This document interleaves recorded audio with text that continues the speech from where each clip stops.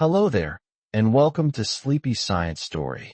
Tonight, we drift into the greatest story ever told, the story of everything. Before time began, before the first spark of light, there was nothing. Or perhaps, something too strange for us to name. From that quiet potential, the universe awoke. It expanded, cooled, and began to dream of atoms, of stars, of worlds that would one day look back and wonder how it all began. Every photon that shines tonight carries a memory of that awakening. Every breath you take belongs to that same unfolding. And just as there was a beginning, so too there will be an end, though even that may not be an ending, but another kind of dawn. So as you settle in, let your thoughts float like distant galaxies. Let the noise of the day fade behind. We will follow the universe from its first light to its final whisper, tracing the arc of time from creation to destiny. This is Origins and Destiny, the story of the universe. Let's begin. Before the Big Bang, there was no space, no time, no before. Everything we understand, distance, duration, cause and effect, simply did not exist. There was no empty room waiting for the universe to appear inside. Even emptiness hadn't been invented yet. The concept of before loses meaning, because time itself was part of what would be born. What lay beyond that boundary is not a place, but the absence of place. From this non-existence, a universe emerged, not from somewhere, but from nothing that became something. The universe may have begun from a quantum fluctuation in a vacuum. In quantum physics, emptiness is restless. Even in the quietest possible vacuum, fields shimmer with temporary bursts of energy, particles that appear and vanish in less than a blink. One theory proposes that one of those tiny fluctuations became large enough to keep expanding, forming everything that exists today. The universe could be the ultimate ripple, an echo of a moment when the vacuum itself trembled and refused to fade. Nothing, in physics, is not absolute emptiness. It carries latent energy. What we call nothing is filled with potential. The vacuum of space contains quantum fields, each humming with invisible energy. These fields can create particles spontaneously, balanced perfectly so that on average, they cancel out. But if that symmetry breaks, energy can spill into reality. Thus, the void is not lifeless. It is pregnant with possibility. The universe may have been inevitable, not born from creation, but from the nature of quantum restlessness itself. The Big Bang theory describes not the first moment, but what came after. The equations of cosmology can trace time back to a fraction of a second after the beginning, but not through it. The moment of the Big Bang itself lies behind a curtain of physics we cannot yet see. What we call the Big Bang is the earliest era where our laws still work, a universe already expanding, already cooling. Whatever caused it remains beyond the reach of known science, hidden behind the first instant of time. The newborn universe was hotter than 1,000,000,000,000 degrees. Imagine a sea of pure energy, brighter and denser than the heart of any star. Matter could not yet exist. Atoms would melt instantly. Space was filled with radiation, pressure, and motion beyond comprehension. Yet in that chaos, the first foundations of everything were set. Quarks, gluons, and light danced in a storm that would, in time, calm enough for structure to take shape. It was the hottest beginning imaginable, energy becoming existence. All the energy in the cosmos was once compressed into less than an atom. In its earliest instant, the entire universe could have fit into a volume smaller than a grain of sand. Gravity, electromagnetism, nuclear forces, all were united in a single field. Density and temperature soared to infinite limits, a singularity beyond comprehension. Then, for reasons still mysterious, expansion began. That microscopic fireball would become billions of galaxies. The grandest scales began from the smallest point imaginable. Space did not explode into something. Space itself expanded. When we picture the Big Bang, we often imagine an explosion in empty space. But in truth, there was no outside. Space itself was stretching, carrying everything within it apart. Every point moved away from every other point, yet no point was the center. The universe wasn't expanding into anything. The expansion created the into. Even now, galaxies drift not through space, but with space, riding the current of its eternal growth. Inflation, the universe's first instant of unimaginable speed. In less than 10 superscript 3 superscript 2 seconds, the universe expanded by an inconceivable factor, perhaps a trillion times its size. This period, called cosmic inflation, smoothed the fabric of space and seeded it with tiny quantum ripples. Those ripples later grew into galaxies and clusters. Inflation explains why the universe appears flat, uniform, and connected. From a flicker smaller than an atom, the stage of eternity was stretched wide open. A single quantum ripple could become an entire galaxy. In the young universe, fluctuations in density were unimaginably small, 1 part in 100,000. Yet gravity amplifies such imperfections. Over billions of years, those minuscule variations pulled matter together, forming stars and galaxies. Each cluster, each spiral arm, may trace back to a single random vibration in the primordial field. The vast beauty of the cosmos was written in whispers of randomness, frozen into light itself. The laws of physics emerged with time itself. At the first instant, there were no rules. The 4 forces that shaped the cosmos, gravity, electromagnetism, the strong and weak nuclear forces, were one. As the universe cooled, they separated, like colors splitting from white light. Time, space, energy, and matter unfolded together, each defining the others. The laws we now rely on are not eternal.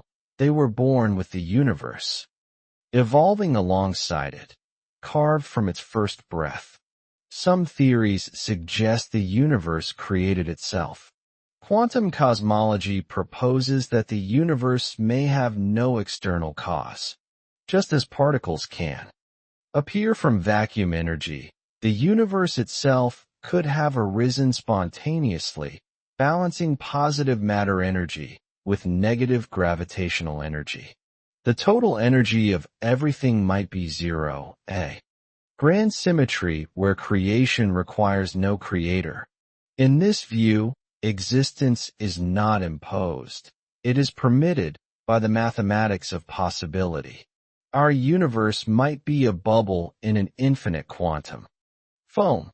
If space and time can emerge from quantum fluctuations, there may be countless other bubbles doing the same.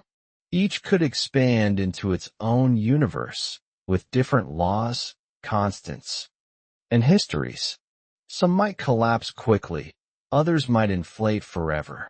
We inhabit one bubble among perhaps an infinity, drifting in a vast sea of potential. The multiverse, if real, would make everything far larger than we can ever imagine. There could be endless parallel universes, each with its own physics. In some versions of inflation, expansion never ends. Regions stop inflating at different times, forming countless pocket universes.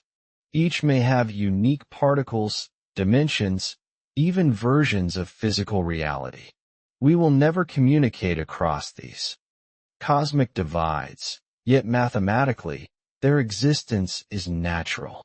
The stars above may be only one note in an infinite cosmic chord, playing forever in the silence between universes. The universe began with astonishingly low entropy, an enduring mystery. Entropy measures disorder, yet the early universe was extraordinarily ordered. Smooth, uniform, simple. This low entropy allowed time to have a direction, past to future, birth to decay. Why the beginning was so structured remains one of science's deepest puzzles. Out of all possible states, the universe started in the rarest, most delicate one, poised perfectly for complexity to grow. Our existence depends on a perfect balance between gravity and dark energy. If gravity had been slightly stronger, the universe would have collapsed, slightly weaker, and it would have dispersed too fast for galaxies to form. Likewise, dark energy's strength defines whether expansion accelerates gently or tears everything apart. The harmony between these opposing forces shaped every atom of life. We live in a universe finely tuned for both structure and stillness, chaos and calm. Every atom in your body was once pure energy. In the earliest moments, there were no atoms, only radiation. Over time, energy condensed into matter, matter into elements, and elements into life. The carbon in your breath, the iron in your blood, the calcium in your bones, all began as light transformed by the universe's cooling. You are, quite literally, the universe learning to look back at itself, born from a flash that still echoes through the sky. Time began together with space, one inseparable fabric. Einstein showed that space and time are not separate. They form a single continuum, space-time. When the universe expanded, both space and time were created. There was no before time, just as there was no outside space. Each tick of a clock and each step through space are threads woven from the same cosmic cloth. Together they stretch, curve, and carry everything that has ever been. From a singular point, the dimensions of space blossomed outward. At the moment of birth, all directions were the same, no up, down, or sideways. As expansion began, 3 dimensions unfurled, allowing motion and distance to exist. You can picture it as a bubble inflating, or as a flower opening in slow motion. Every centimeter around you, every horizon ever seen, is part of that same blooming, still unfolding after 13.8 billion years. The Big Bang was not an explosion. It was the birth of space itself. Explosions have centers, edges, and surroundings. The Big Bang had none. It was everywhere at once. Every point in space today was once the same point, compressed in unity. The expansion did not send matter flying through emptiness. It created the very stage upon which matter could exist. The universe is not expanding into the void expands with it. In the silent nothingness, the universe took its first breath. No light, no sound, no witness, only the quiet unfolding of existence itself. Energy became matter, chaos became law, darkness became the possibility of stars. That first instant, though lost to memory, still vibrates in every particle around us. The background radiation of the cosmos is its afterglow, a whisper from when time began. And perhaps, even now, the universe is still breathing, slowly, endlessly, forever. After 1 second, protons and neutrons formed. Just a heartbeat after the universe began, the first particles of matter took shape. The blazing soup of energy cooled just enough for quarks to bond into protons and neutrons, the seeds of atomic nuclei. For the first time, there was structure, a pattern within the storm. In that single second, the building blocks of every star, every planet, every breath of air came into existence.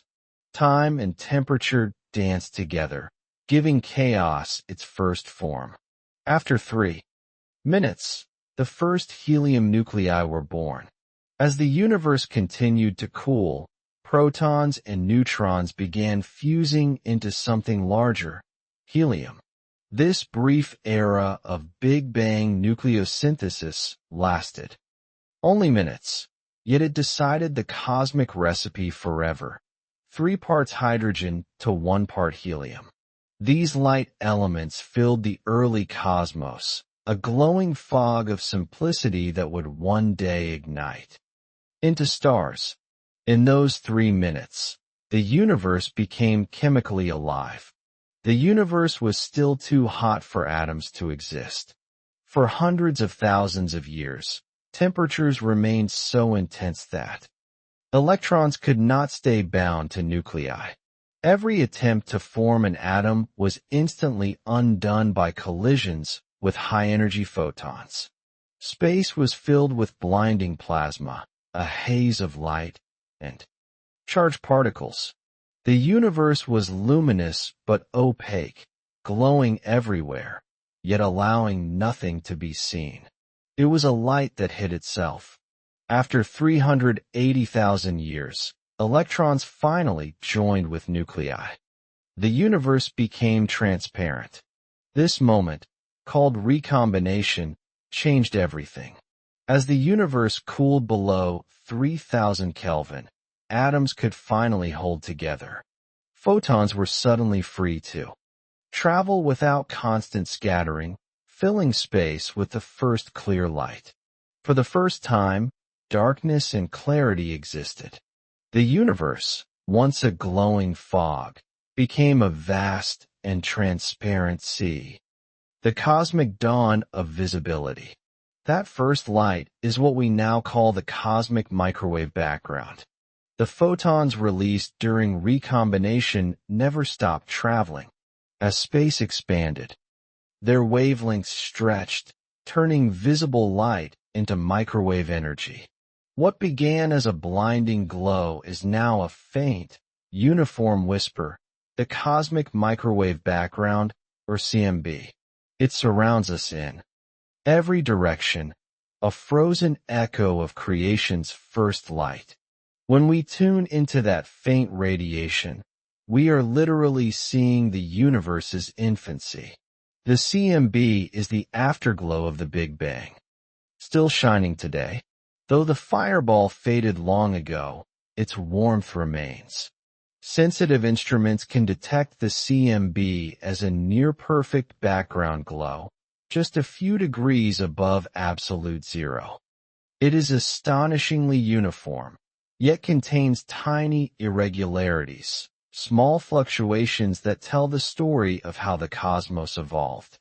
The CMB is not a relic hidden in space. It is space, still radiating with memory. The temperature of the CMB today is only 2.7 Kelvin. That's just 2.7 degrees above absolute zero, colder than the coldest vacuum we can make. Over billions of years, as the universe expanded, its light stretched and cooled.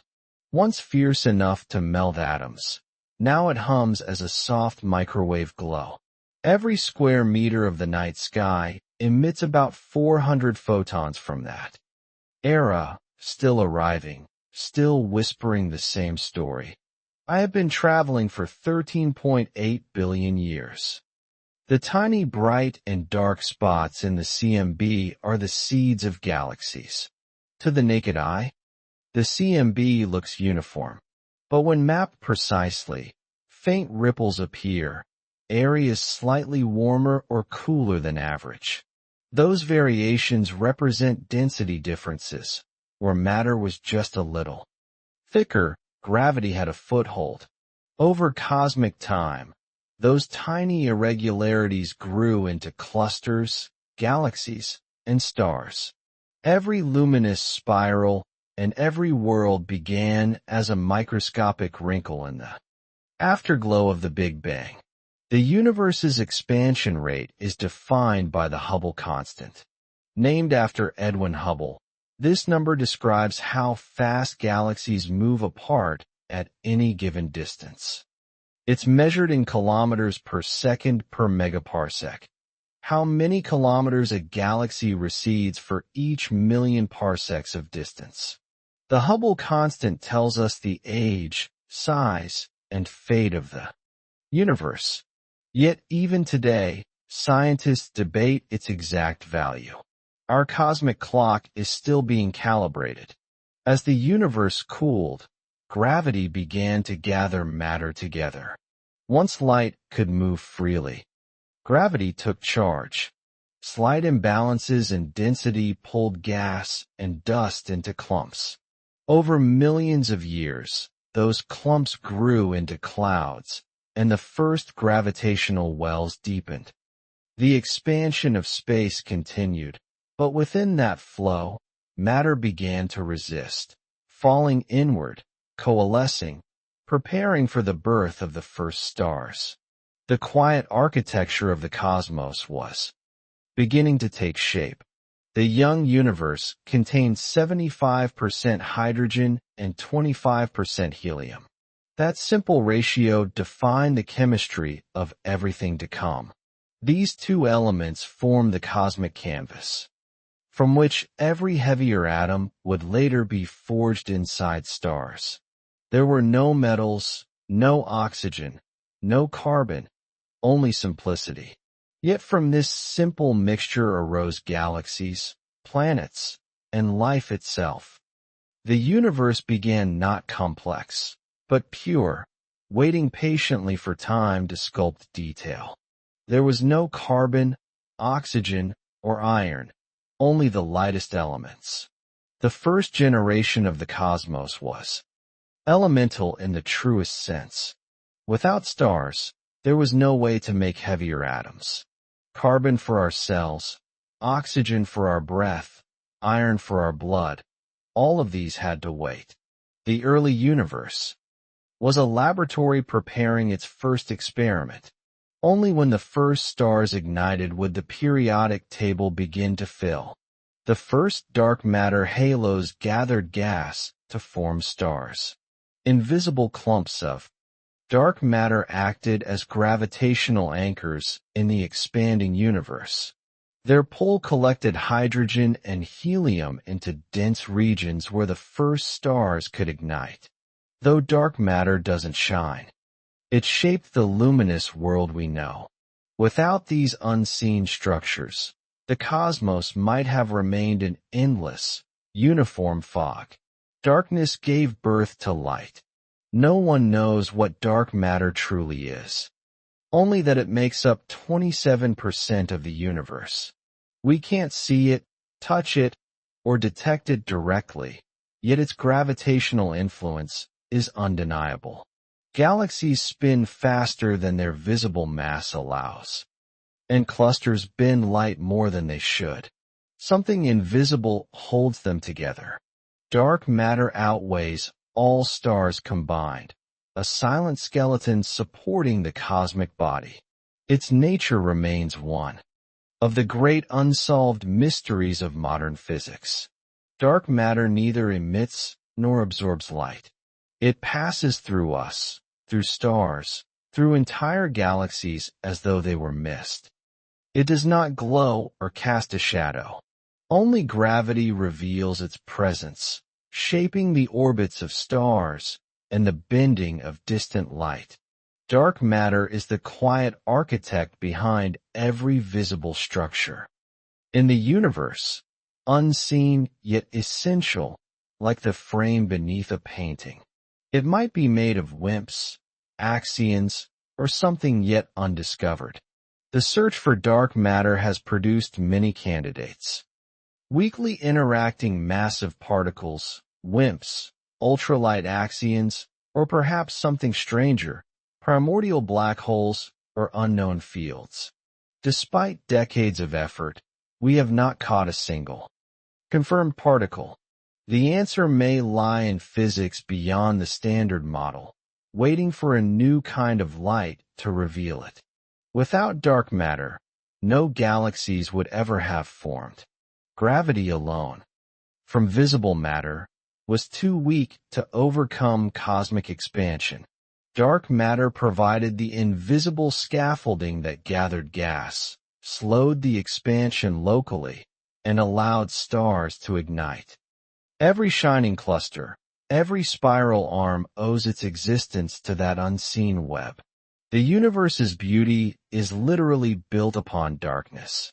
Ancient light still travels through space. This is what the JWST now observes. The James Webb Space Telescope peers back billions of years, capturing light that left its source soon after the first stars formed. Each photon that strikes its mirror began its journey when the universe was young. To look at distant galaxies is to see time itself unfolding in reverse. JWST is not just a telescope. It is a time machine gazing toward cosmic childhood. Every photon in the CMB has traveled 13.8 billion years to reach you. The light that bathes our universe today began its voyage before galaxies existed. It has crossed the entire cosmic history. Through the birth of stars, the clustering of galaxies, and the silent drift of space's expansion. When you feel the faint warmth of the sky through a radio antenna, you are touching ancient light. A message written when time itself was still young. The CMB is the oldest picture ever taken, the universe's baby portrait. It captures the cosmos just 380,000 years after birth, a snapshot of pure simplicity. Every pixel in that map tells us where structure would later grow, where galaxies would bloom. It is the universe's first selfie, preserved in microwaves, still glowing in all directions. When we study it, we are not just seeing the past. We are witnessing the moment the universe first opened its eyes. The first stars are known as Population 3. They were the pioneers of light, the very first suns to shine in a dark and silent universe. Formed from pristine hydrogen and helium, they contain no heavier elements, no dust, no metals. These stars were the cosmic originals, lighting up a sky that had never seen brightness before. Their ignition marked the end of the cosmic dark ages, when gravity finally triumphed over expansion and kindled the universe's first fires. They were giants, 100 times more massive than the sun. Without the cooling power of heavy elements, early gas clouds could collapse only into enormous stars. Some reached 100 to 300 times the mass of our sun. They burned with furious brilliance, living only a few million years, brief flashes compared to the quiet eternity around them. Yet in that short time, they sculpted their surroundings, ionizing vast regions of space and setting the stage for all future generations of stars. They burned fast and died young, forging the first heavy elements. In their cores, nuclear fusion created the universe's first carbon, oxygen, and iron. When these titans exhausted their fuel, they ended in spectacular explosions, the earliest supernovae. Each death scattered newly forged atoms into space, enriching the gas around them. From those ashes, later stars would inherit the elements necessary for planets, water, and life. Creation and destruction became a single, beautiful rhythm. The first supernovae sowed the seeds of future worlds. When a massive star dies, it does not fade quietly. It detonates, releasing more energy in seconds than the sun will emit in its entire lifetime. Those colossal blasts spread heavy elements across the cosmos, mixing them into the interstellar medium. Every grain of sand, every drop of water, and every living cell ultimately traces its atoms back to one of these ancient cosmic deaths. Their light ended the universe's long night, the era of reionization. Before these stars, the cosmos was filled with neutral hydrogen, blocking ultraviolet light. As the first suns ignited, their radiation stripped electrons from atoms, turning the fog transparent once more. This transformation, reionization, lifted the cosmic veil, allowing light to roam freely. The universe was no longer a dark ocean of gas. It became a luminous realm of structure and clarity. The first galaxies began to connect into a cosmic web. Clusters of stars and gas didn't exist in isolation. Gravity drew them together into vast networks, linked by filaments of matter stretching across millions of light years. Tiny galaxies merged into larger ones, forming the scaffolding of the universe we see today. The cosmos was learning to organize itself, weaving its first grand design, a web of light and shadow spun by gravity's invisible hand. This structure resembled a giant cosmic web made of dark matter. Beneath all visible light lies an unseen framework, dark matter filaments that shape the distribution of galaxies. Like dew on a spider's web, galaxies gather along these invisible threads. Computer simulations reveal that the universe's large-scale structure truly resembles a web, delicate yet vast, where emptiness and density coexist in harmony.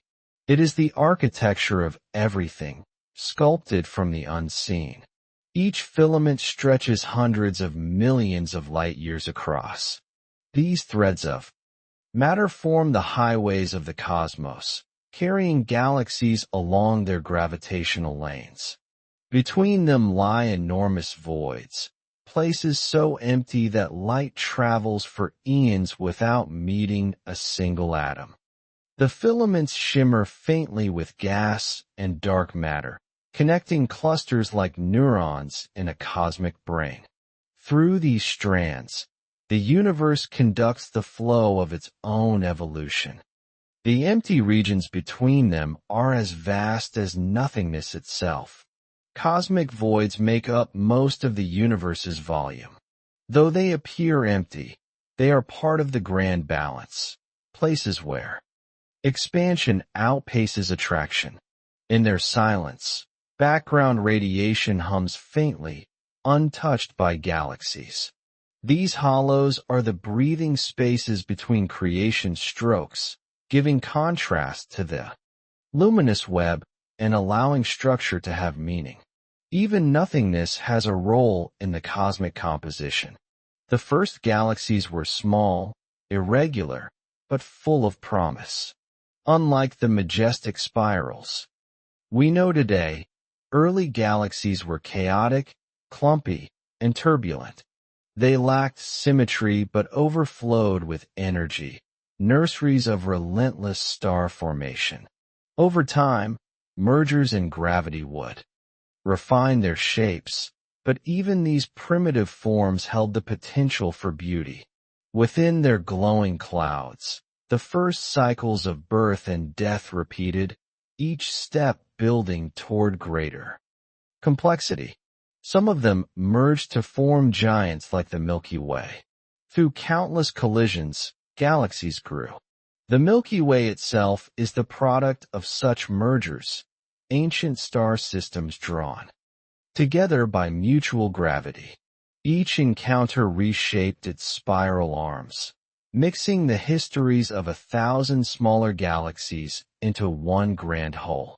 Even now, our galaxy continues to consume its neighbors, evolving slowly, carrying the memory of its cosmic ancestry within every orbiting star. Supermassive black holes formed at the centers of galaxies. Amid the frenzy of star birth, some regions collapsed catastrophically, forming black holes millions or even billions of times the sun's mass.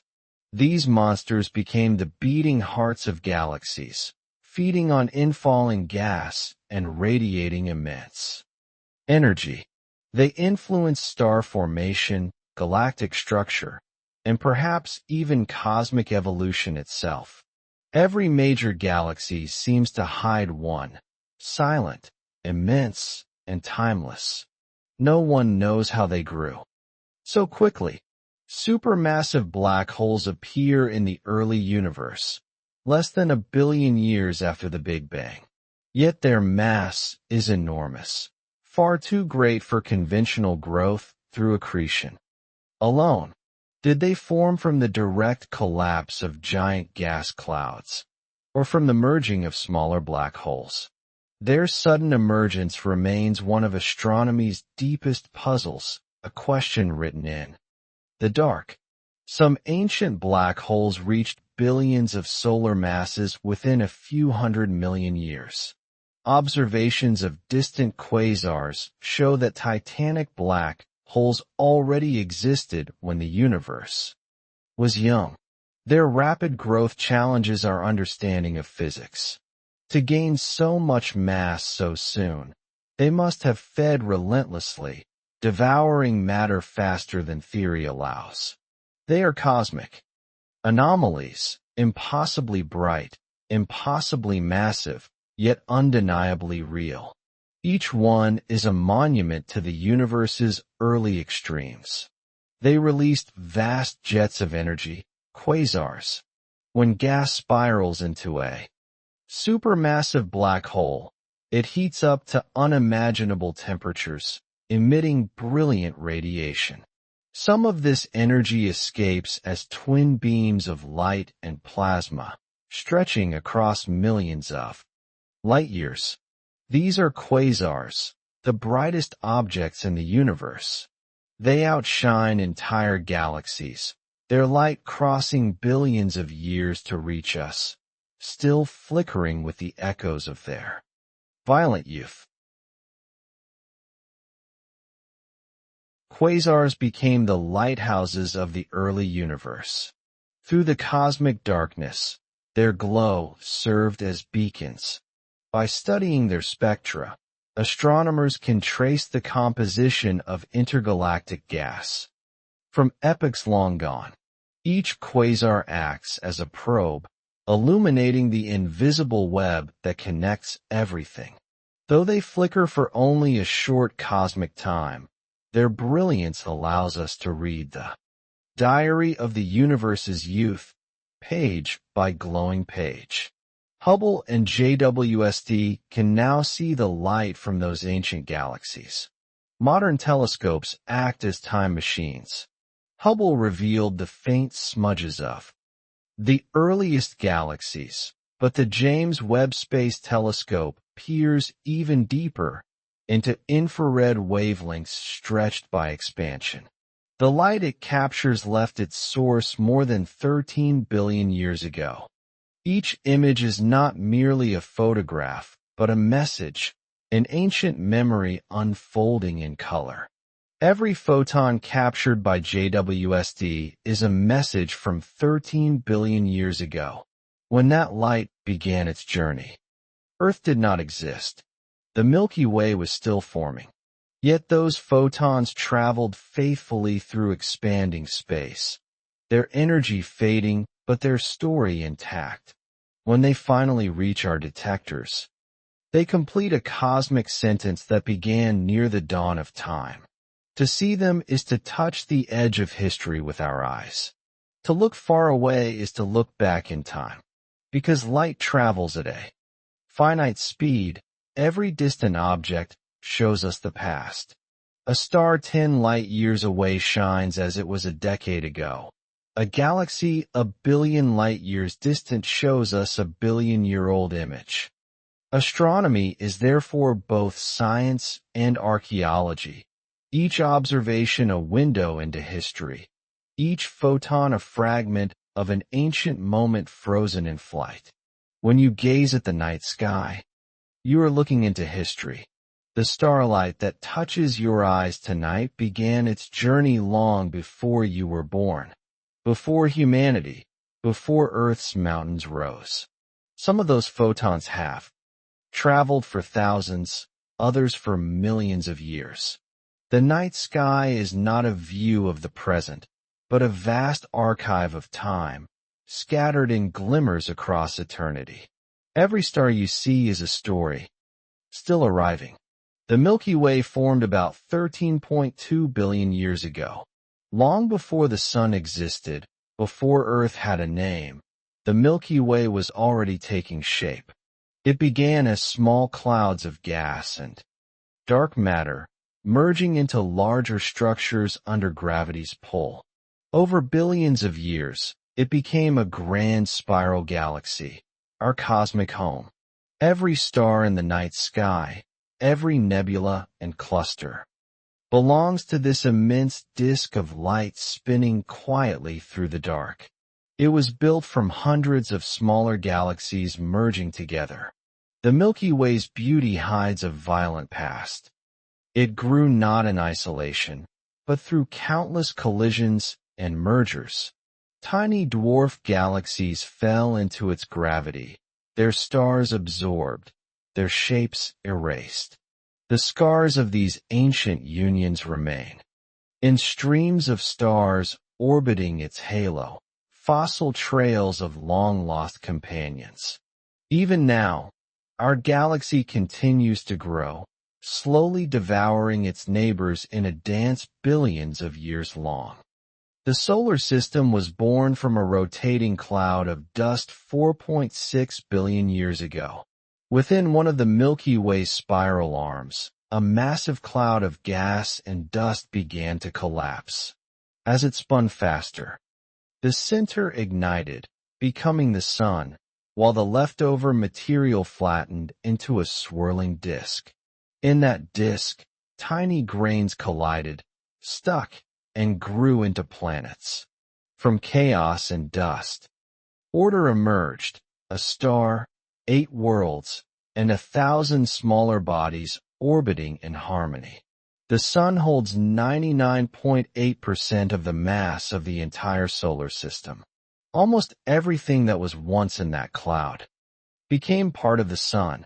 Its immense gravity gathers and commands the remaining debris, the planets, moons, asteroids, and comets. The Sun is both the parent and the anchor of our system, containing enough mass to warp space itself. Every planet's motion, every sunrise, every season on Earth, is dictated by its steady fire. The planets formed from dust colliding within that disk. At first, the solar nebula was nothing but microscopic grains. Yet as they orbited, they clumped together, from pebbles to rocks, from rocks to planetesimals, and then to worlds. It was a slow construction site powered by gravity and chance. Each collision released heat and reshaped form. From that quiet chaos, the familiar names we now know, Mercury, Venus, Earth, Mars, gradually took their places in the cosmic blueprint. Earth was once a sphere of molten magma. In its infancy, Earth glowed red-hot.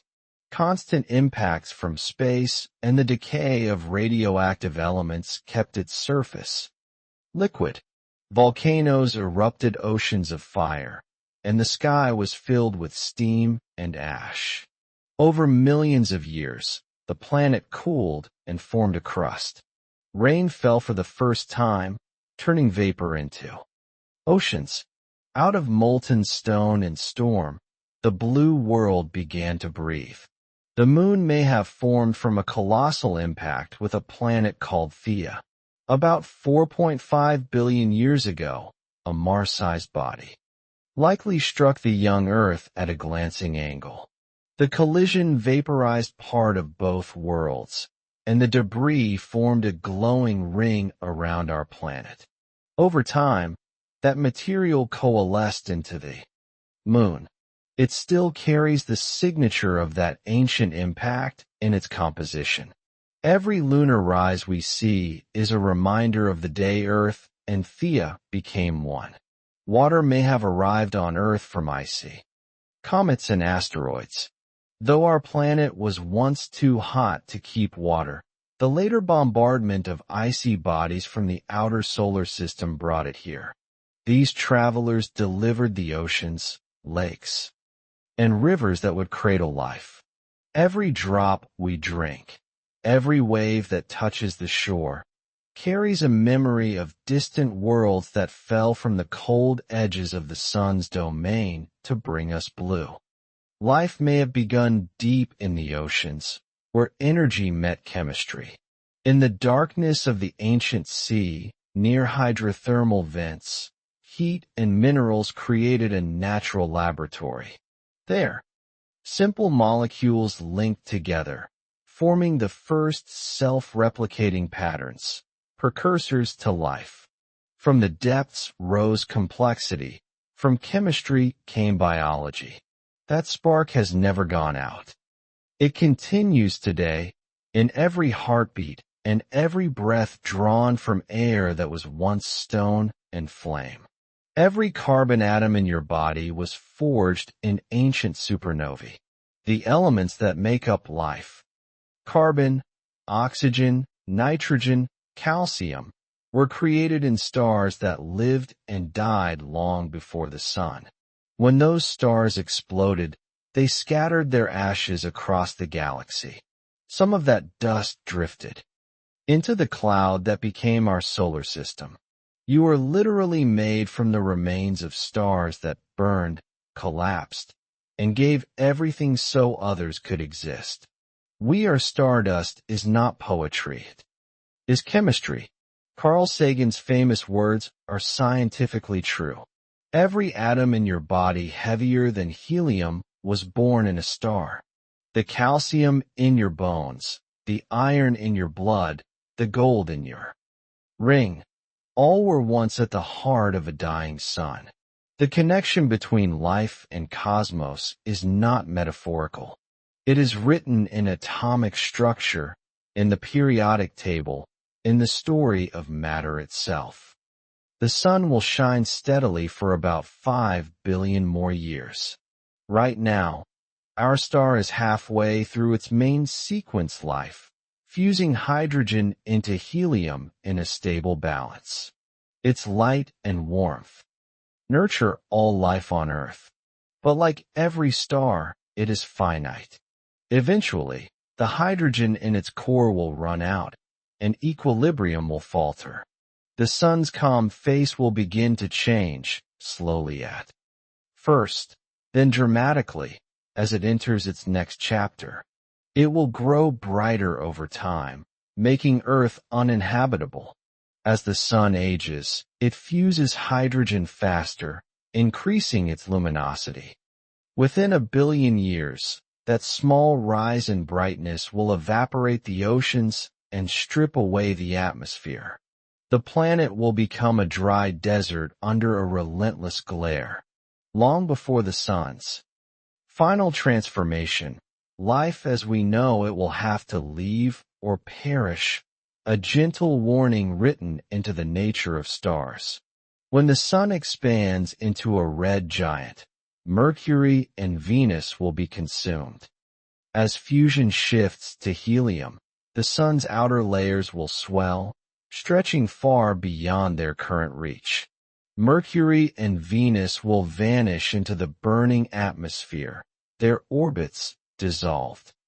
Earth's fate will hang in balance. whether swallowed or spared by inches. The sky will glow crimson as the star that once sustained life becomes a vast, dying ember filling half the heavens. Earth may be scorched or drift outward into cold darkness. If the expanding sun engulfs Earth, our world will be vaporized.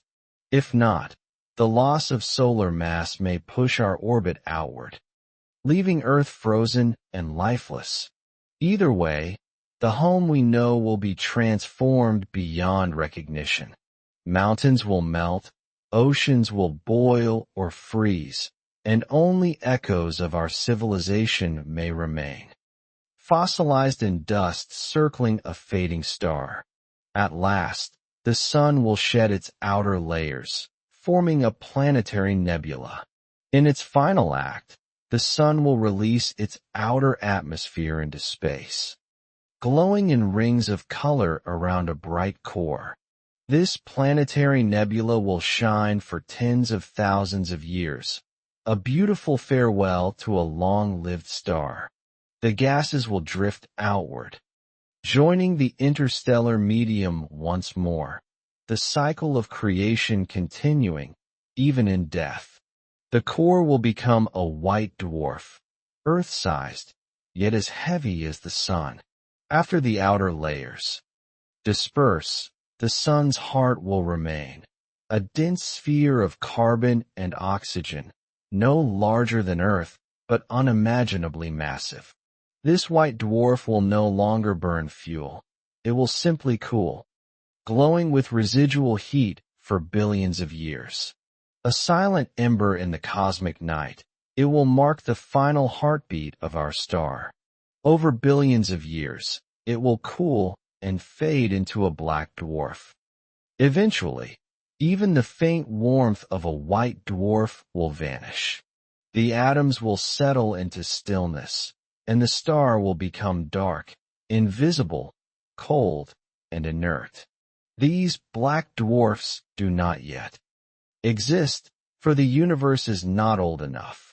But one day, every sun will reach this state.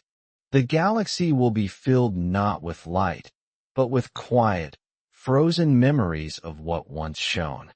If Earth still exists, its night will no longer know sunlight. The moon will orbit a world in endless twilight. The stars will remain, but the sun's familiar light will be gone. The solar system will drift silently, its planets cold and dead, circling an extinguished ember. The warmth that once nurtured life will have faded into the cosmic background, a gentle end to an age that lasted 5 billion years. Everything around us is only a moment in the life of a star.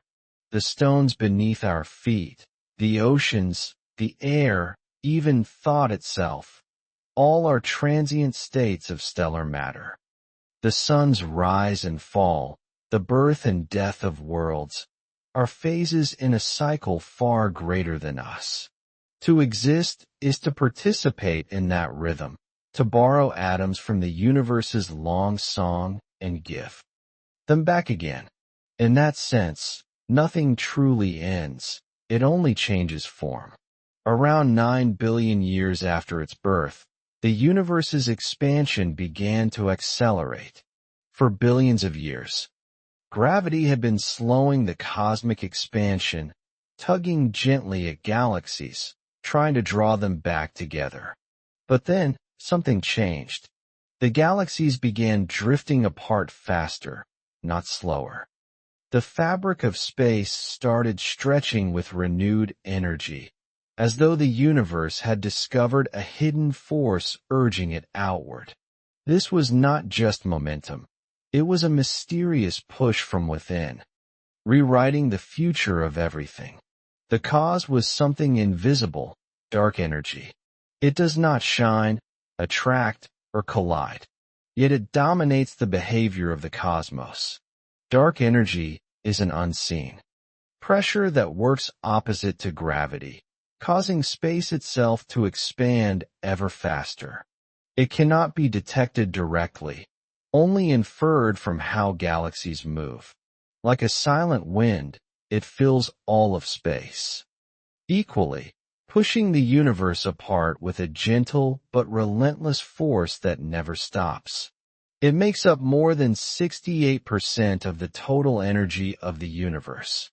If you were to divide the cosmos into its fundamental ingredients, stars and planets would make up less than 1%. Dark matter would account for roughly a quarter. But most of everything, nearly 70%, exists as dark energy, a mysterious property of the vacuum itself. We live in a universe dominated not by matter or light, but by emptiness infused with invisible power. No one knows what it truly is, only that it drives space to expand faster. Dark energy remains the most profound enigma in modern physics.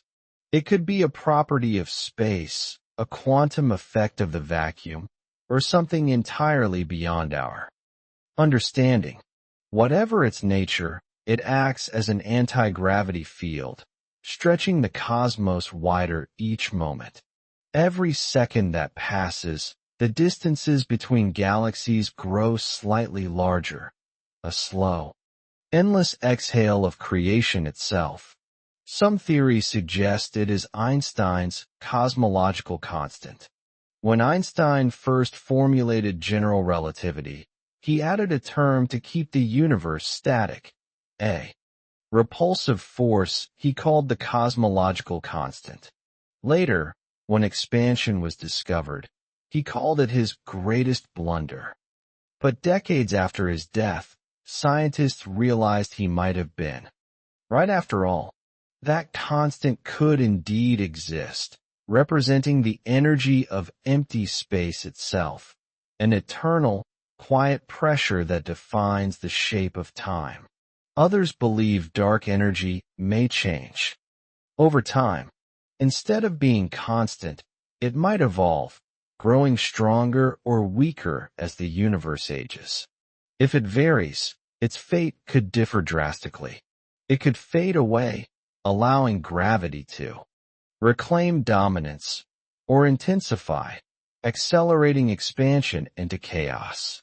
Each scenario paints a different ending, a slow freeze, a violent rip, or even a collapse back into fire. The universe's destiny rests on the rhythm of this invisible heartbeat. If dark energy strengthens, it could one day tear everything apart. In the Big Rip scenario, expansion would accelerate exponentially. First, galaxies would drift beyond reach. Then, solar systems would dissolve, stars ripped from their orbits. Planets, atoms, and even space itself would stretch until all bonds break. Time would end in a smooth, quiet disintegration. No explosion, no flash. Only a growing distance that eventually divides even the smallest particles into nothingness. If it weakens, the universe could one day stop expanding and collapse. Gravity might eventually slow the expansion, halting it entirely before reversing the motion. Galaxies would begin moving inward, converging toward a final implosion. A big crunch. Temperatures would rise again, matter compressed into fire. Perhaps that collapse would spark another Big Bang, continuing the cycle of cosmic birth and death. In such a universe, endings and beginnings would be the same act, seen from opposite sides of time. Between these extremes lies our fragile present, a moment of balance. For now, the expansion neither rips the universe apart nor collapses it. The rate of acceleration is gentle, steady, and perfectly tuned to allow galaxies, stars, and life to exist. It is a rare window of stability, a fleeting equilibrium between gravity's pull and dark energy's push. Within this balance, consciousness arose, able to wonder at the very forces that allow it to exist. On a grand scale, the universe today is remarkably flat. Measurements of the cosmic microwave background reveal that space is not curved like a sphere or saddle, but nearly flat, meaning its geometry balances perfectly between expansion and collapse. This flatness hints at delicate initial conditions from the Big Bang and perhaps the influence of inflation. The cosmos, in its vastness, behaves like an infinite plane, expanding forever, yet maintaining its quiet symmetry. Galaxies drift apart faster than 70 kilometers per second per megaparsec. That means for every 3.26 million light-years of distance, the space between galaxies increases by 70 kilometers each second. Over billions of years, that tiny rate compounds, pushing the universe outward at breathtaking speed. The Hubble constant, this measure of expansion, acts as the universe's clock. Its tick is not sound, but motion, the steady, unhurried unfolding of cosmic distance. Galaxies a billion light-years away are moving away at nearly half the speed of light.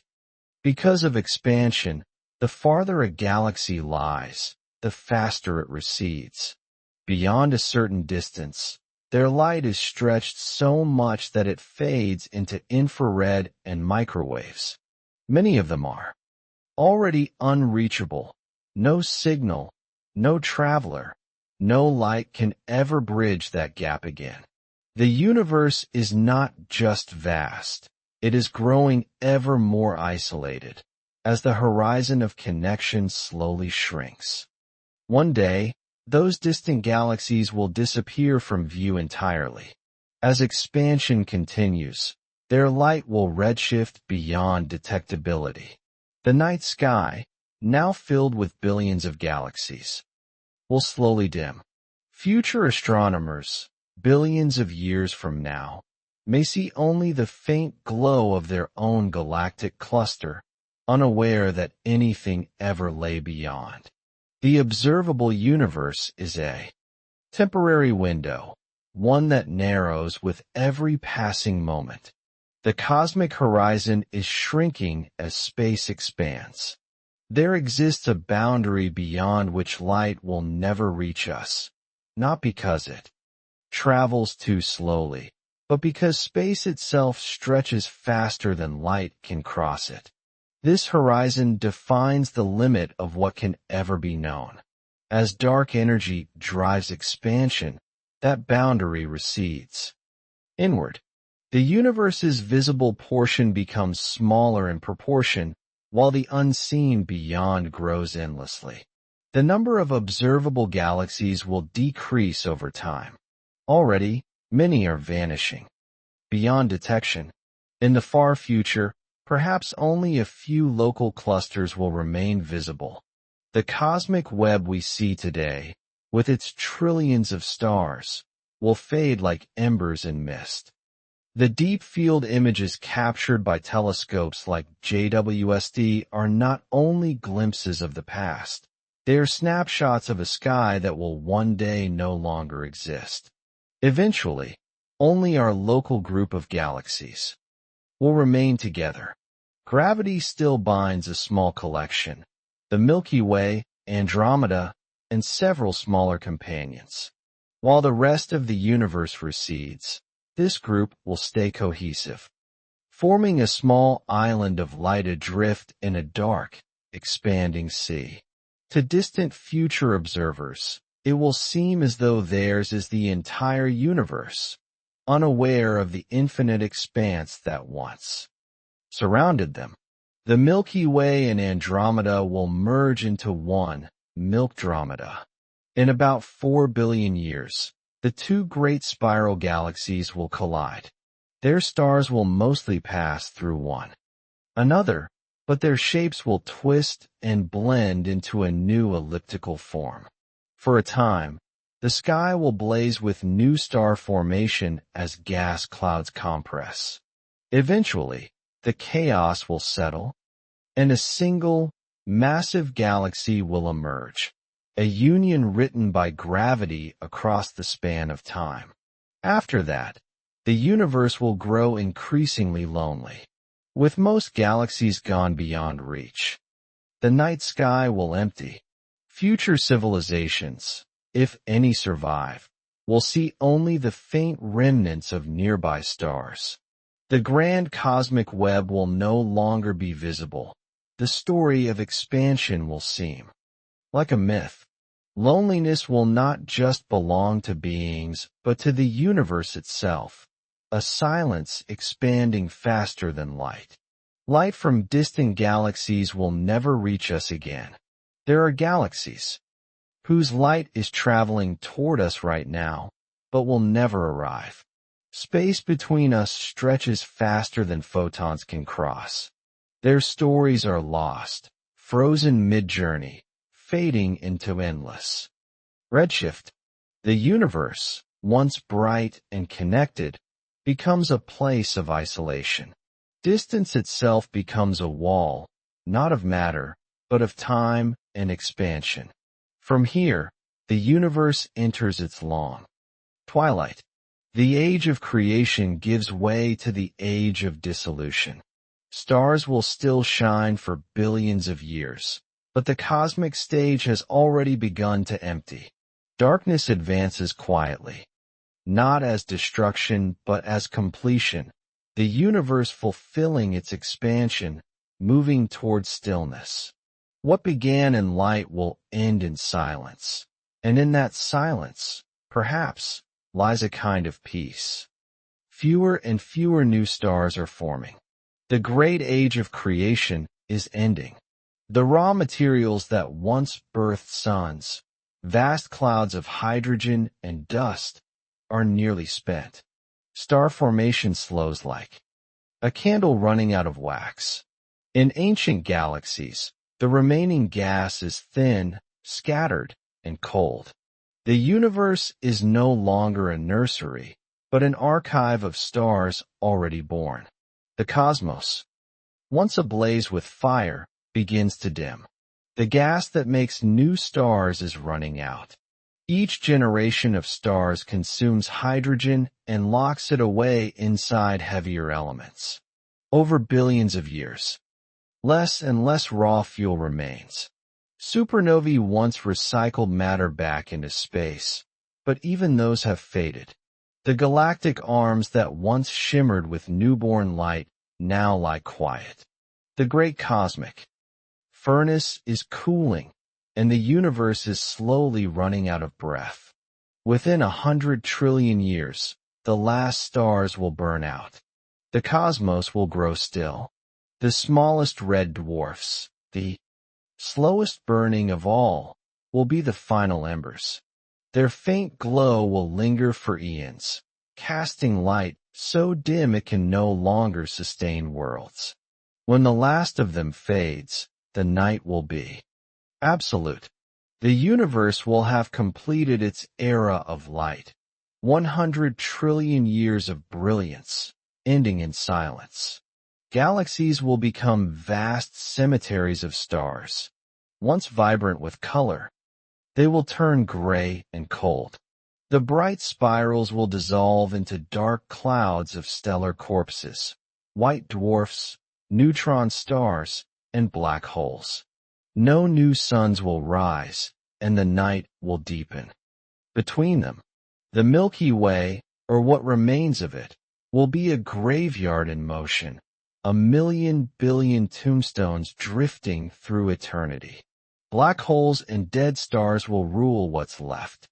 When fusion ceases and light is gone, gravity becomes the last architect. Black holes will swallow the remnants of galaxies, while white dwarfs cool into black, invisible stones. The universe will belong to the heavy and the dark. What was once full of warmth and color will be reduced to mass and memory, the quiet reign of things that neither shine nor die. If the solar system survives, its worlds will be cold and dark. The sun's white dwarf remnant will barely glow, illuminating nothing more than faint outlines of frozen planets. Earth, if still bound to it, will be locked in. Eternal frost. No atmosphere, no sound, no ocean waves. The orbits will continue silently, tracing invisible paths around a dim cinder that was once the giver of all life. Brown dwarfs and neutron. Stars will wander through the darkness. These failed and collapsed stars will drift endlessly through the expanding void. Brown dwarfs, too cool to ignite, will roam unseen. Neutron stars, city-sized spheres of pure matter, will glide silently, their ancient magnetism faintly pulsing, each a relic of a bygone age, each carrying the memory of light long vanished. They are the ghosts of suns, traveling without destination. There will be no natural light left to shine. No sunrise, no starlight, no glow of galaxies. The cosmos will become utterly black. Light, once abundant, will be a rarity born only of chance collisions or quantum decay. The stars that once stitched the night sky into constellations will all have faded. The universe will not end in an explosion, but in a whisper, a slow, patient disappearance of radiance. The universe will enter the dark era. This will be the longest age of all, the reign of darkness. Only degenerate remnants will persist. Black holes, black dwarfs, frozen planets, and wandering debris. Matter will still exist, but light will not. Space will be vast, cold, and nearly empty. Yet even in that endless night, the laws of physics will continue their silent work, unhurried and precise. White dwarfs will cool and fade into invisibility. After trillions of years, their heat will seep away, leaving them as cold black husks. No telescope will ever see them. No energy will escape their surfaces. They will become black dwarfs, stars so ancient that they no longer shine. These dead suns will drift in, the dark like invisible stones, marking the passage of time that has lost its meaning. Black holes will slowly consume what remains. Their gravity will draw in stray matter, the last gas. The final stars, the remnants of worlds. Even radiation itself will curve toward them. One by one, galaxies will vanish into their depths. The universe will simplify into isolated wells of infinite density. These dark titans will become the last active entities in a cosmos otherwise at rest. Occasionally, a collision will create a brief flicker of light. A dying star swallowed by a black hole. Two neutron stars merging in the void. For a heartbeat, the universe will remember what brightness felt like. Gravitational waves will ripple outward, unseen, into nothingness. These moments will be rare and fleeting, cosmic sighs between eternities of stillness. Even in its twilight, the universe will find ways to whisper its presence. But overall, the cosmos will fall silent. No more supernovae. No new stars. No echoes of life. The background radiation will fade. Wavelengths stretching beyond all detection. Space will no longer hum. It will simply be. Silence will reign not as absence, but as completion. Every force, every field, every photon will rest in balance. The great orchestra of creation will end not with a crash, but with stillness. Time will continue, even when there is nothing left to measure. Without motion, without light, time loses meaning. Yet it does not stop. Seconds, hours, eons, they will pass, unobserved, unmarked. The clock of the cosmos will tick into infinity, but with no one left to count its rhythm. The universe will not die suddenly. It will simply drift beyond the reach of significance, where duration itself becomes irrelevant. The average temperature will fall toward absolute zero. As radiation fades and expansion continues, energy will spread thinner and thinner. The background temperature of space, now 2.7 Kelvin, will drop to fractions above zero. Eventually, all thermal motion will cease. Molecules will stop vibrating, atoms will stand still. The universe will approach a perfect, frozen calm, the quietest possible state of existence. Every motion will slow to a near standstill. In a universe without heat or light, nothing will change quickly. Orbits will decay over unimaginable timescales. Black holes will take quadrillions of years to drift apart. Even quantum processes will stretch across time so vast that the human mind cannot grasp them. The cosmos will move toward stillness, where time feels less like a flow and more like a held breath. Entropy will reach its maximum. No free energy will remain. Entropy is the measure of disorder, and in the end, it wins. When all gradients of temperature, pressure, and energy are gone, no process can occur. There will be no work, no transformation, no difference between past and future. The universe will be a perfect equilibrium, not destroyed, but utterly indifferent. A sea of uniform cold without potential or purpose. There will be no true death, only infinite cooling. Nothing explodes, nothing vanishes, everything simply fades. The universe will not stop existing, it will only stop changing. Matter and energy will persist, but frozen in balance, unable to do anything new. In that sense, the end is not destruction, but stillness. The cosmos does not die, it falls asleep. The universe will become frozen information. Each atom, each quantum of energy, will carry the imprint of what once was, the memory of stars, the echo of galaxies, the data of everything that ever lived. Time will have turned the cosmos into an archive, not of stories, but of patterns. The universe will be a library written in silence, its pages cold and eternal. It will be the heat-death, the quiet ending of all that ever was. This final state, the heat-death, is not an explosion or a collapse, but a fading into uniformity. Every distinction erased, every difference dissolved. The universe will stretch endlessly, perfectly balanced between being and nothingness. It will rest in absolute equilibrium, neither alive nor dead, the long sleep of existence itself, from which no dawn will follow. Black holes do not live forever.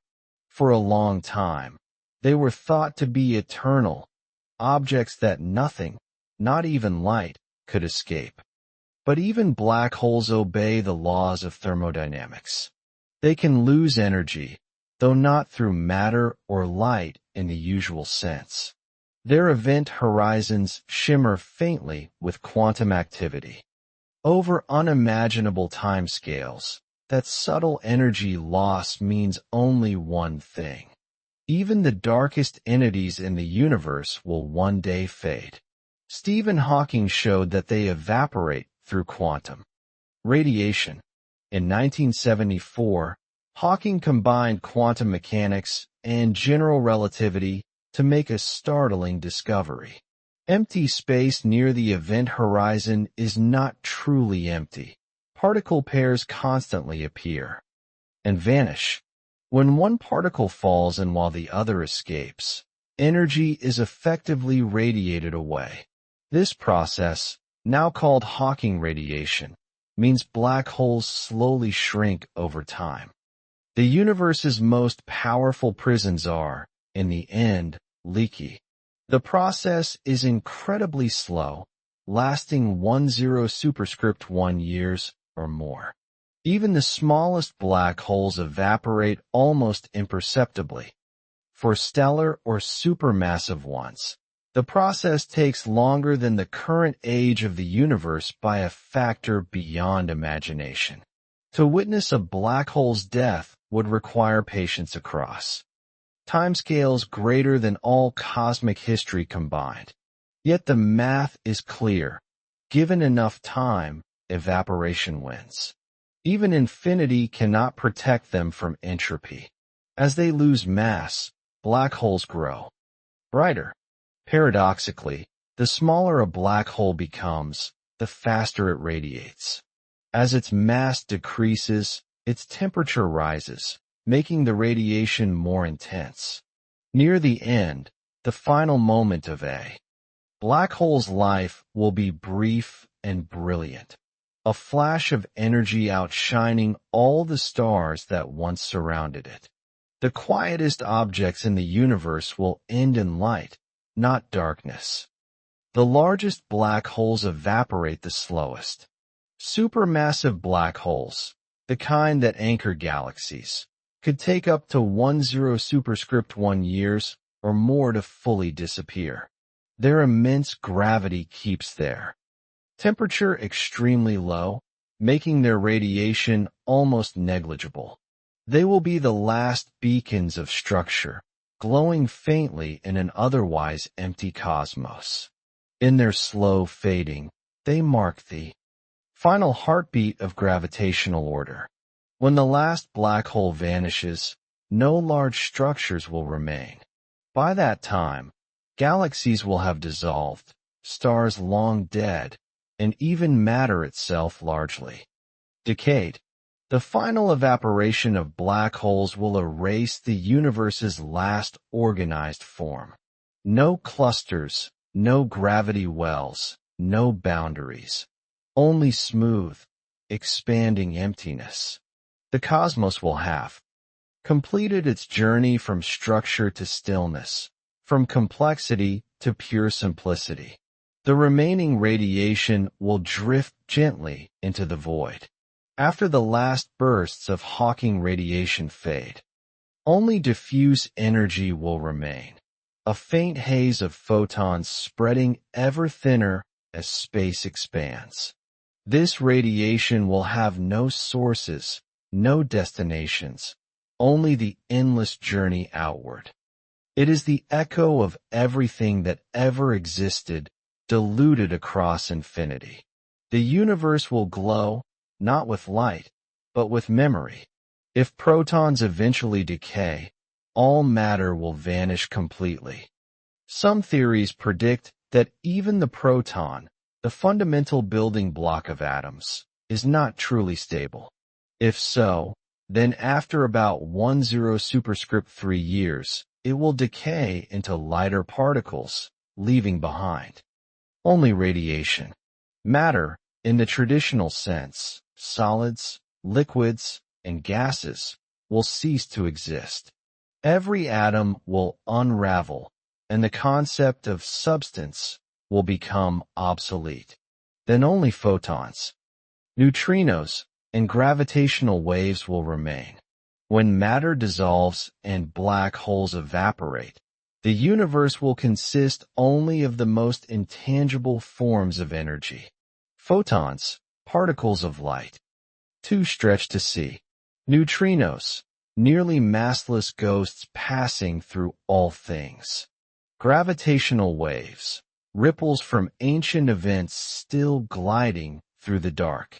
Together they form the faint residue of a once luminous cosmos.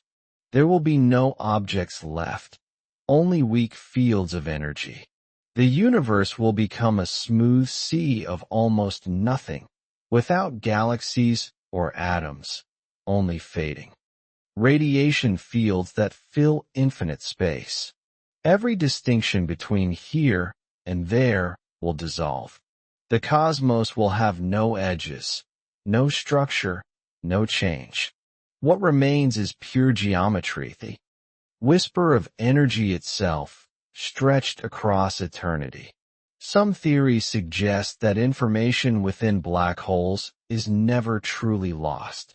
Quantum mechanics insists that information cannot be destroyed, even if matter is. This principle led to the black hole information paradox. If black holes evaporate, where does the data describing what fell and go? Hawking's later work suggested that information might be encoded in subtle patterns on the event horizon, like a cosmic hologram. The universe, it seems, never forgets. Perhaps the universe preserves every memory of itself. If every interaction, every collapse, and every emission leaves an imprint, then the cosmos may function like an infinite archive. Every atom's history, every photon's path, might still exist somewhere in the fabric of space. Time does not erase, it records. Even when nothing remains to read those records, the story continues, stored in the geometry of what once was. When the final black hole fades, there will be no place left to hide information. With no event horizons left, the universe will lose its last vaults of secrecy. Every bit of data once locked behind them will either be radiated out or smeared evenly across space. The cosmos will become a perfectly transparent system, not in light, but in truth. What began as mystery will end as disclosure, though there will be no observers left to understand it. Space will return to being flat and silent. When gravity's anchors are gone, curvature will vanish. Space-time will flatten into a uniform expanse, free of distortion or direction. The hum of gravitational waves will fade. The last remnants of tension will relax. The universe, once full of bends and folds, will lie smooth, a calm ocean with no ripples left to disturb its surface. If time is circular, this may be the beginning again. Some cosmologists suggest that the end and the beginning might be the same event viewed from different perspectives. As entropy reaches its maximum, the laws of physics could reset. A new expansion might emerge from the ashes of the old. If so, the universe may not die but transform, an infinite cycle of births and dissolutions, the cosmos dreaming itself anew. If not, this will be eternity, still and complete. If time is not a loop but a line, then the universe will continue indefinitely in this frozen state. There will be no more events, no more changes, only endless persistence. A forever without motion, without witness. Yet even in that endless quiet, existence will not vanish, it will simply be unchanging, eternal, serene. The death of black holes marks the final chapter of matter. All the transformations of the cosmos, from gas to stars, from stars to dust, from dust to life, culminate here. When the last black hole evaporates, the age of matter ends. What began with creation ends with dissolution. The story of physical form concludes, leaving only the abstraction of energy and space. The universe has written the last page of its tangible book, but it is not the final chapter of curiosity. Even as the cosmos quiets, the questions remain. What is time? Why is there something instead of nothing? Could another universe, somewhere beyond our comprehension, be watching the same silence unfold? The human urge to wonder does not end with the stars. It extends beyond them, carried forward in imagination, the last flame of thought in an indifferent sky. For in darkness, questions still exist. Where knowledge fades, curiosity takes root. The more we learn, the deeper the mystery becomes. Even in a universe without light, inquiry persists, perhaps as a pattern, a pulse, a potential. The end of everything visible may not be the end of understanding. Mystery is not a flaw of the cosmos, but its very essence. Why is there something rather than nothing? This question, older than time, remains unanswered. It haunts both science and philosophy, echoing through every theory and every silence. The universe may one day vanish, but this question endures, not as words, but as the condition of existence itself.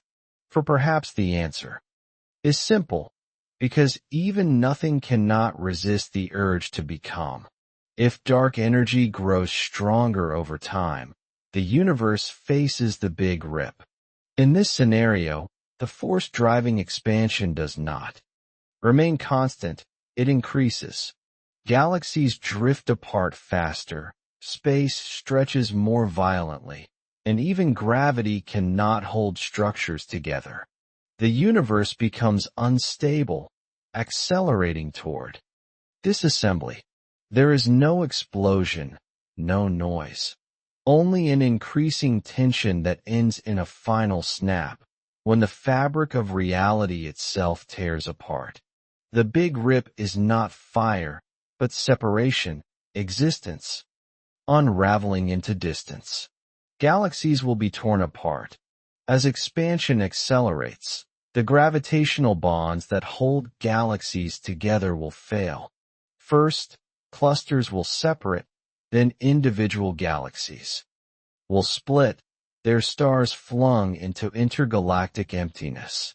Even the mighty Milkdromeda will not survive.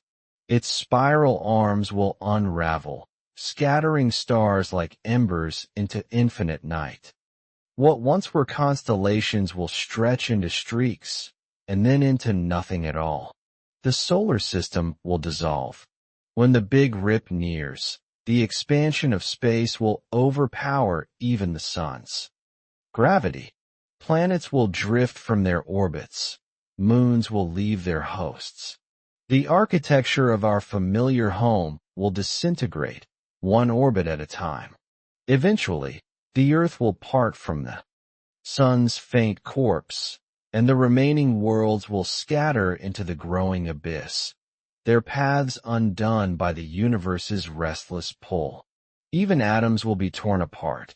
When the expansion becomes unimaginably intense, it will not stop at the scale of stars or planets.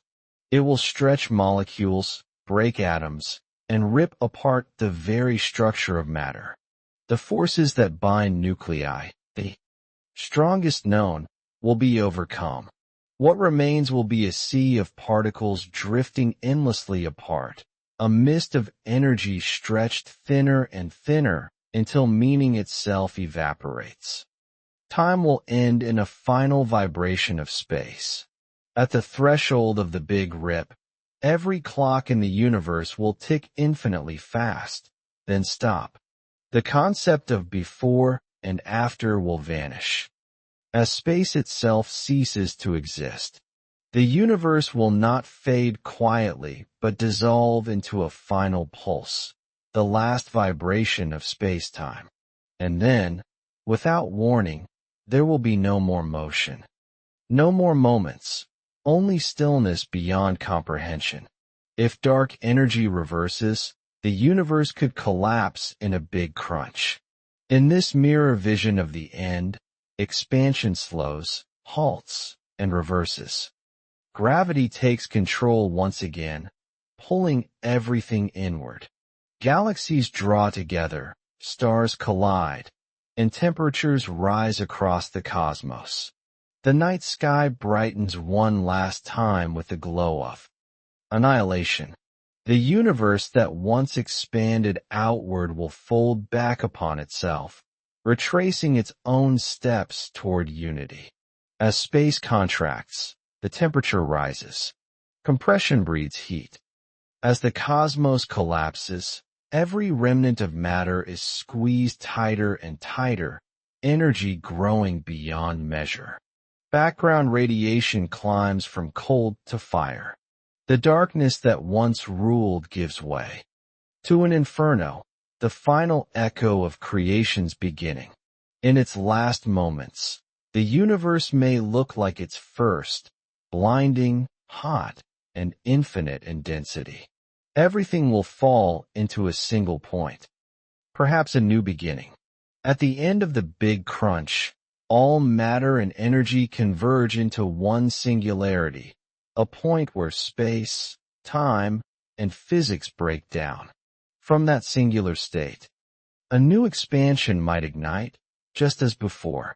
If so, the death of one universe becomes the birth of another. The cosmos, then, would not be a line from start to finish, but a circle of endless rebirth. The Big Bounce envisions an eternal cycle of expansion and contraction. In this model, the universe never truly begins or ends. It oscillates, expanding, cooling, collapsing, and exploding again in an infinite rhythm. Each cycle erases the traces of the last, yet perhaps leaves faint imprints, patterns in energy, echoes of universes past. Time becomes not a river, but a heartbeat, and the cosmos itself becomes a living pulse, endlessly inhaling and exhaling existence. Vacuum decay imagines a sudden quantum shift in the energy of space itself. Even the vacuum of space is not perfectly stable. It may exist in a false vacuum, a high-energy state that could, unpredictably, drop to a lower one. This shift would release enormous energy, rewriting the laws of physics in an instant. Such an event wouldn't spread as a blast, but as a wave of transformation, sweeping across the universe at the speed of light. A bubble of lower energy would expand at light speed. If vacuum decay occurs, a bubble of true vacuum would form somewhere, then expand relentlessly. Inside it, fundamental constants, forces, and particles could all be different. Outside, everything would vanish as the bubble passes through. No pain, no warning, just instant reconfiguration. The universe would change completely or cease altogether, leaving no trace of what came before. No one would notice until everything changed. Vacuum decay offers no sign, no build-up. One moment, the universe is as it is. The next, its laws have shifted beyond recognition. Time, matter, and energy could take new forms, or none at all. No observer could ever perceive the transition. From our point of view, existence would simply end mid-thought, mid-breath, quietly, without drama, as the cosmic program rewrites itself. A new universe would begin inside that expanding bubble. Within the bubble, conditions might allow space and time to start anew. Perhaps a new Big Bang would unfold, with new constants, new physics, and new potential for stars and life. From the outside, it looks like an ending. From within, it is a genesis, a rebirth, cloaked in annihilation. In that way, creation and destruction are one continuous act. Perhaps this has already happened before. If vacuum decay or cosmic cycles are real, we may not be the first universe, nor the last. Countless others could have existed before, each leaving faint echoes in background radiation or in the shape of space-time. Our cosmos could simply be one note in an infinite symphony, each movement building and dissolving into the next. Eternity may be less a timeline and more a pattern. Perhaps it is happening somewhere else right now. The universe is vast beyond imagination, and if the multiverse exists, other regions might already be collapsing, expanding, or shifting phase. Somewhere beyond our horizon, another bubble could be forming, its new physics, birthing new stars, unaware of us. We might live inside one such bubble ourselves, never knowing how many lie beyond. Creation may be happening constantly, unseen. The universe has no center, only infinity. There is no edge, no middle, no outer boundary. Expansion happens everywhere equally, and if rebirths occur, they too have no origin point. Each place in space is as central as any other. Infinity replaces location, and every observer, anywhere, stands at the center of their own cosmos, a mirror of endlessness reflecting itself. Every new universe is a new question. Each cosmos carries its own rules, constants, and mysteries. One may favor stars, another may never form matter at all. Each asks a different version of the same timeless question. What does it mean to exist? The multiverse, if real, is not a collection of answers. It is an infinite conversation, whispered through physics and silence alike. There is no true ending, only transition. Even if this universe dies, something continues. Energy, information, or possibility itself. Nothingness is unstable. It yearns to become something. The cycle of creation and dissolution may be the fundamental rhythm of reality. The cosmos does not end. It changes key, modulating into a new movement of the same eternal symphony. And if consciousness exists as a form of information, perhaps it endures. If awareness is not bound solely to matter, it might persist in another form, encoded in the quantum fabric, or reborn in another universe. Thought could reemerge as structure, memory as pattern, curiosity as the seed of new physics. The universe, having dreamed itself once, may dream again, and consciousness may be the echo of that dream. When the universe fades, its dream may travel on. The last light will go out, but the story will not. Energy, information, and possibility will drift forward, seeding whatever comes next. Perhaps our entire reality is one dream among many, a thought within an infinite mind. And when this dream ends, another will begin, quietly, effortlessly, beyond time. For nothing in the universe ever truly ends, it only changes. How it shines. Perhaps the universe is a self-aware simulation. Some scientists and philosophers wonder whether reality itself might be a kind of simulation, not in the sense of computer code, but as a structure capable of observing itself. Every law of physics could be an algorithm, every particle a calculation unfolding in time.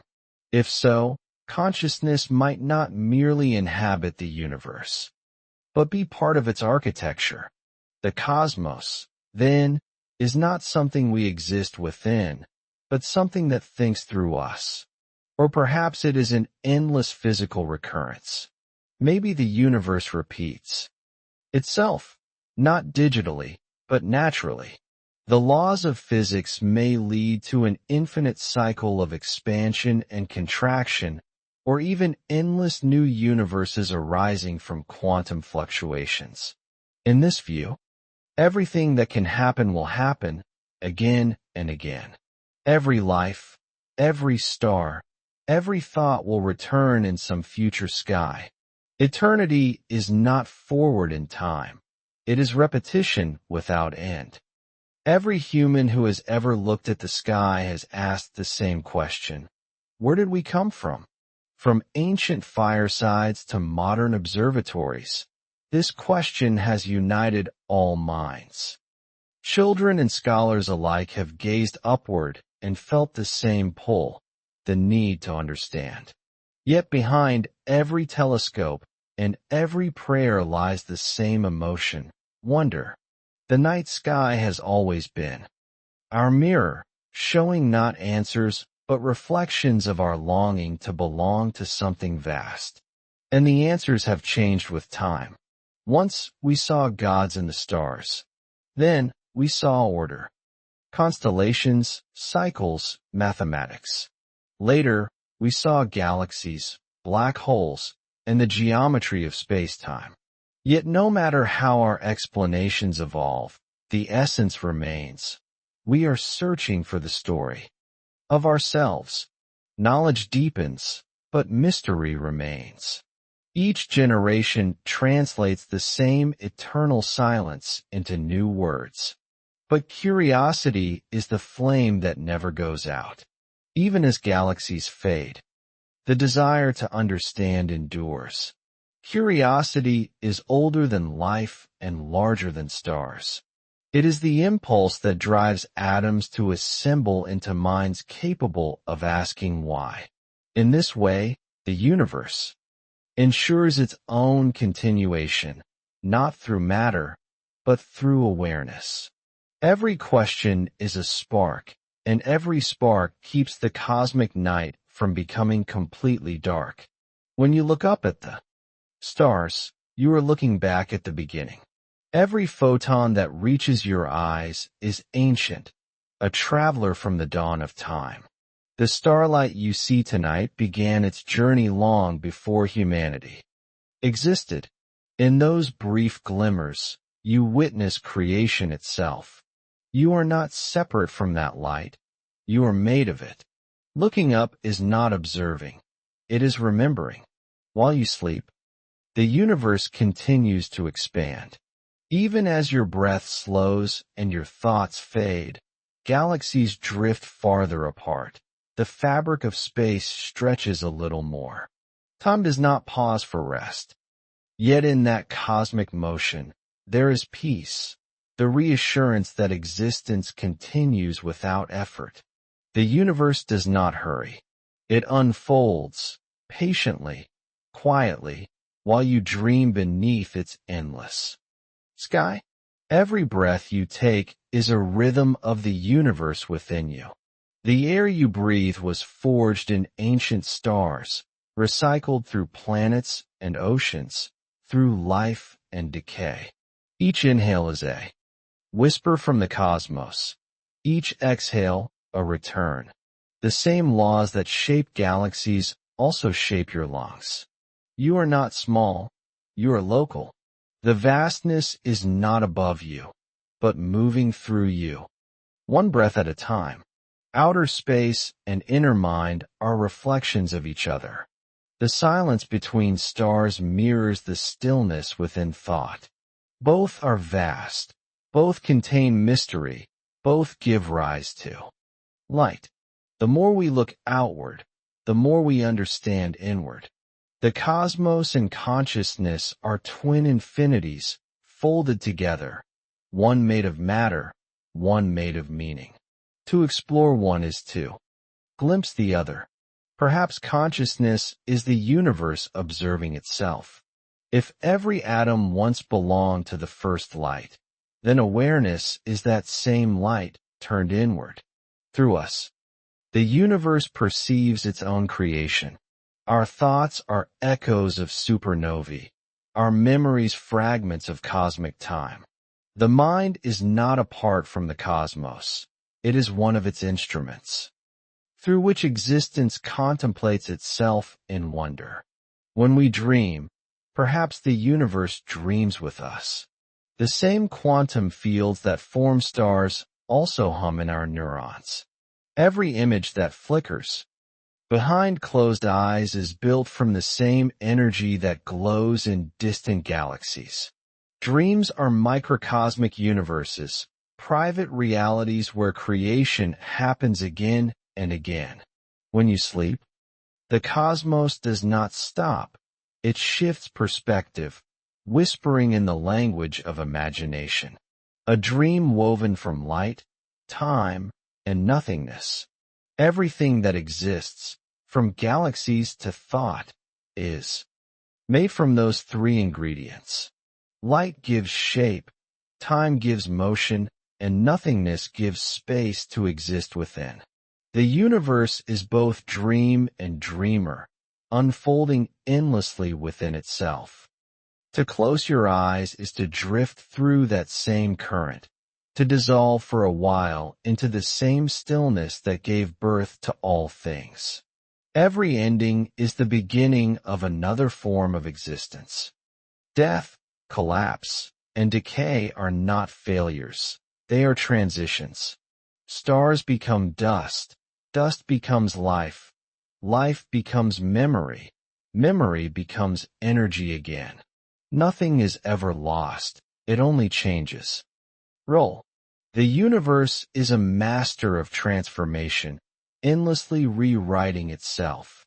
What we call endings are merely pauses in an infinite conversation between form and formlessness. The next Big Bang may have already begun somewhere beyond our sight. Perhaps in some distant void, another universe has already awakened, expanding silently, unaware of us as we are of it. Its own stars will form. Its own lives will wonder. Our story may be just one verse in a cosmic poem that never ends. Each stanza born from the ashes of the last. Somewhere, even now, creation continues. One day, we may be born again within it, made of the same old atoms. The carbon in our bones, the oxygen in our breath, the iron in our blood, all will someday scatter and perhaps recombine in new worlds. In some far future, those atoms might form another being who looks up and wonders about the sky. We are not separate from eternity. We are recycled through it. The universe keeps nothing and loses nothing. Everything that has ever lived still echoes through the cosmos. The light of every flame, the sound of every word, the motion of every atom, all have left ripples in space-time. Nothing vanishes completely. It only travels beyond reach. The universe is full of ghosts, not of the dead, but of everything that has ever been. In that sense, memory itself is eternal. The final silence is not nothingness, it is rest. When all energy evens out and time slows to stillness, the universe will not die. It will sleep. The quiet will not be void, but peace. The cosmos will have completed its long journey from chaos to order to calm. And just as rest renews life, perhaps that final stillness is the prelude to another awakening. The universe is not dead. It is asleep. Like a great mind at rest, it breathes slower, quieter, but it still exists. In its sleep, it holds every dream it ever created, galaxies, lives, thoughts, and hopes. The stars were its waking hours. The silence is its night. One day, perhaps, it will stir again, and light will rise as morning across the infinite. And in that sleep, the questions remain awake. Even when time ends and light fades, the great questions endure, not as words, but as patterns of being. Why are we here? What is consciousness? What lies beyond? These questions are not meant to be answered, but to be lived by every atom, every life, every moment of awareness that ever was. The stars fade, the dream deepens, and still, the wonder continues. In the hush of the infinite night, the universe rests within itself, luminous even in absence. It began as a breath of light, and it will end as a sigh of peace. Yet the feeling that it once inspired, that quiet awe, will never die. For as long as there is existence, there will be wonder. And that wonder is the universe's eternal reflection. And so, our journey comes to its quiet close. From the first trembling spark of existence to the long, patient sleep of the cosmos, we have drifted through everything, from the birth of stars to the fading of time itself. The universe has told us its story, not in words, but in light. Every star, every atom, every heartbeat you have ever felt is part of that same unfolding. You are made of it, of ancient hydrogen and stardust, of the same matter that once burned in suns, and now rests in your breath. Even as you lie here, the atoms within you are still singing, softly, in the frequencies of the early universe. Take a slow breath in, and let it go. The galaxies continue their slow, endless drift. The fabric of space expands a little more. And you too. Expand, quietly, effortlessly, into rest. Out there, in the deep silence between the stars, there is no hurry, no right, no wrong, no beginning, no end. Only movement, only change.